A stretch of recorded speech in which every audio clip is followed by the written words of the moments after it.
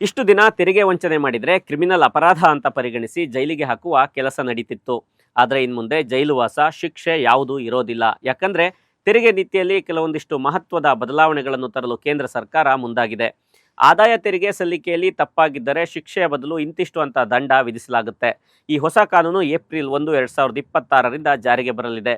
ಆದಾಯ ತೆರಿಗೆಯ ನಿಯಮಗಳ ಸರಳೀಕರಣ ಮಾಡಿರುವ ನಿರ್ಮಲಾ ಸೀತಾರಾಮನ್ ಟ್ಯಾಕ್ಸ್ ಕಟ್ಟಲು ಸಮಯಾವಕಾಶ ನೀಡಿದ್ದಾರೆ.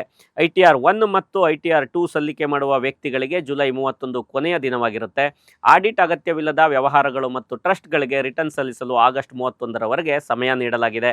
ಜೊತೆಗೆ ವಿದೇಶದಲ್ಲಿನ ಆಸ್ತಿ ಘೋಷಣೆಗೆ 6 ತಿಂಗಳ ಸಮಯಾವಕಾಶ ಒದಗಿಸಲಾಗಿದೆ. ಇನ್ನು ಈ ಬಾರಿಯ ಬಜೆಟ್ನಲ್ಲಿ ಹೊಸ ತೆರಿಗೆ ಪದ್ಧತಿಯಡಿ ಶೂನ್ಯ ತೆರಿಗೆಯ ಮಿತಿಯನ್ನು 4 ಲಕ್ಷ ರೂಪಾಯಿಗಳಿಗೆ ಏರಿಸಲಾಗಿದೆ. ಇನ್ನು ಈ ಬಾರಿಯ ಬಜೆಟ್ನಲ್ಲಿ ಹೊಸ ತೆರಿಗೆ ಪದ್ಧತಿಯಡಿ ಶೂನ್ಯ ತೆರಿಗೆಯ ಮಿತಿಯನ್ನು 4 ಲಕ್ಷ ರೂಪಾಯಿಗಳಿಗೆ ಏರಿಸಲಾಗಿದೆ.